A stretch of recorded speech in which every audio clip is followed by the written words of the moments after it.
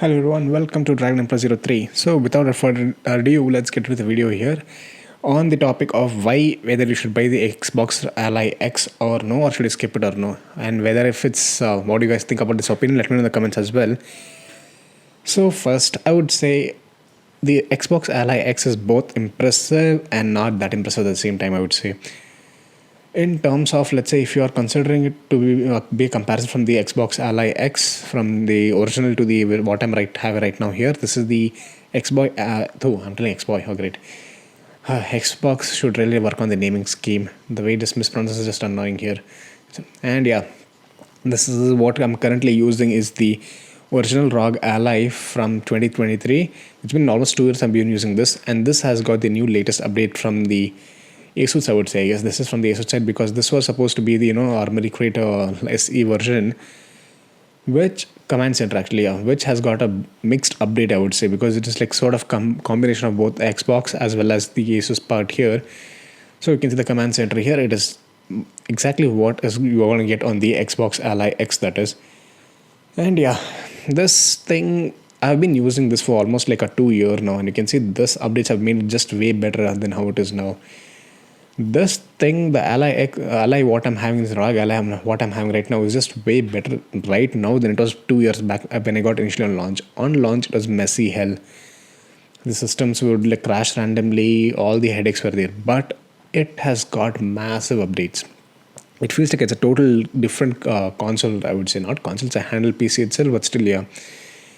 It has got a massive update, which makes it just way better nowadays than it was on launch. It has got massive update from Windows side as well as from the ASUS side, BIOS updates, all the small things, and many functional functionality it has got as well. Like turbo modes on like all the buttons which is there, all the small things which were like community requests. So ASUS has listened to that and made those things in software as much as possible. And it has got massive updates from AMD as well. The SoC has got massive performance. Can I believe it has got way better performance update because of just softwares? That kind of sounds insane actually. The way it has improved a lot is just insane. And that is the reason why this kind of the videos exist actually. Why the Xbox Ally X is sort of in that weird spot. Because this thing was already expensive on launch. I had bought this for around 75k, around 80k, I think, on launch. It was on day one. And yeah, that was expensive as hell. Then they launched Xbox ROG Ally X, which was an incremental update, like we could say like a mid-gen refresh, which had bit of refinements here and there, and it had got a 8 GB RAM extra. Apart from that, nothing was different there. I think heating and temp, all these things, like a bit of heat management was slightly better, but not that way better that we would upgrade it for like from the Xbox Ally, from the ROG Ally, that is, sorry. Then next comes the Xbox Ally and Xbox Ally X. Xbox Ally X for that price is not worth it. Straight up, that's a blunt thing I would say. It is not worth it. If you have that money, just go for Steam Deck, because Steam Deck is definitely, they're like somewhat similar in power, but Steam Deck has a bigger advantage is that the Steam OS. That is the best selling part, I would say. This thing at core is still a handheld PC rather than a console. The way Xbox are marketing this, like okay, it's a Xbox Ally, this, that, and all. Nope, it's not. It is still a handheld PC. Though it has improved a lot. Oh, that's the thing.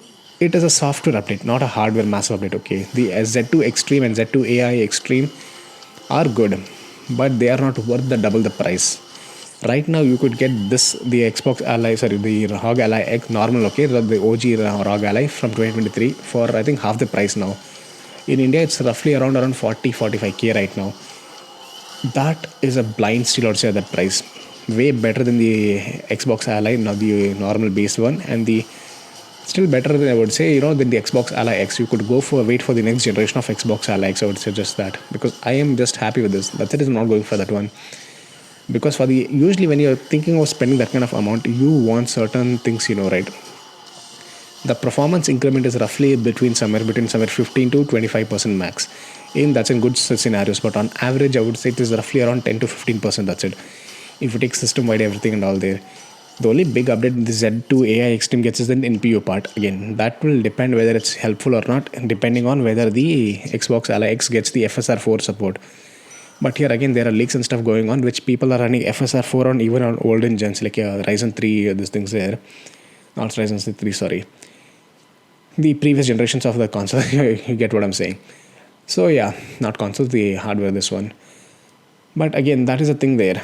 So example, okay, if you buy with that kind of amount, okay, you could buy an Xbox ROG Ally from 2023, the original what I'm having here, and a Switch 2, or even a Steam Deck as well. Because see, if you are going with console, okay, you have that peace of mind that you don't have to bother about the hardware configurations, nothing. You bought it out of the box, it's going to run every game smooth. You don't have to bother about it. But when it comes to PC side of things, you get the maximum control. At the same time, you have the headache of getting up locked FPS. Unless you don't have a proper hardware, you cannot get locked FPS here. Example, this is right now I'm playing is Hades 2, and yeah, you can see the FPS been locked here because this is again this game is a proper game, and this runs excellent actually. You can see on the battery it's running right now. This definitely can go up to 120 hertz on even on a battery, that is not the screen I'm talking about, the game itself there, because this game runs even on the Switch 2 at 1080p 120 hertz on handheld mode, not on like just on TV. Even on handheld mode it's running on 120 hertz there, sorry, 120 fps there, and I can do that here as well. So this thing is definitely better than even the current gen Switch 2, I would say.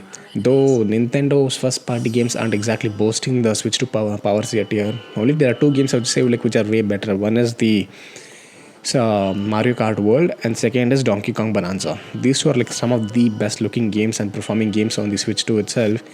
Though there is Steam, what is that called, Cyberpunk, but I don't exactly consider that game. It's more of like an old game at this point.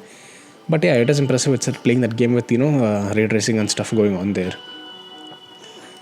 But yeah, but the Xbox Ally X, the thing is that honestly the updates are not that impressive, and especially for that price, because price to you can compromise certain parts if there is a price cut in that. But if you're paying premium price, there's a certain level of expectations no matter what. $1,000 or maybe like 1,15,000, which is again more in India. Here it's more expensive there, in just $1,000 there. At that point, you could literally build a decent PC. I would say, you just put a 510K, you could build a decent PC which would run 1080p gaming locked at 60 FPS, no matter which game you play at maximum. But on the handheld side, that thing, no.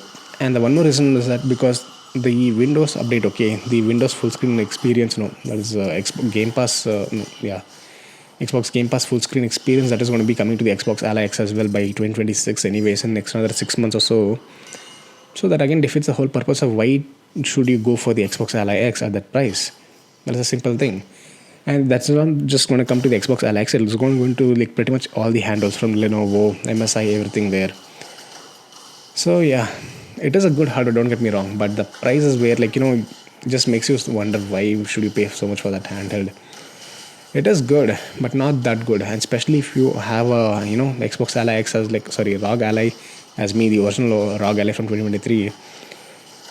So let me know what do you guys think in the comments below, and if you enjoy this kind of videos and more on the ROG Ally or more news on these things, please do consider liking and subscribing if you haven't already. And I'll be seeing you in my next video. Thank you all for watching, guys. See you all next time there. And I'll just pause here. Let's take some for the thumbnail purpose actually. And please do ignore me. That is in the background. I will. Okay, this doesn't look great actually. Better. I'll just quit this and go back to the settings here. They look better from there, I guess then. And yeah, you can see, actually this I forgot to mention earlier. This shows you on VRAM what the game is consuming there. So it's consuming like less than 1 GB. That is kind of surprising though. And yeah, that will be here. Thank you for watching.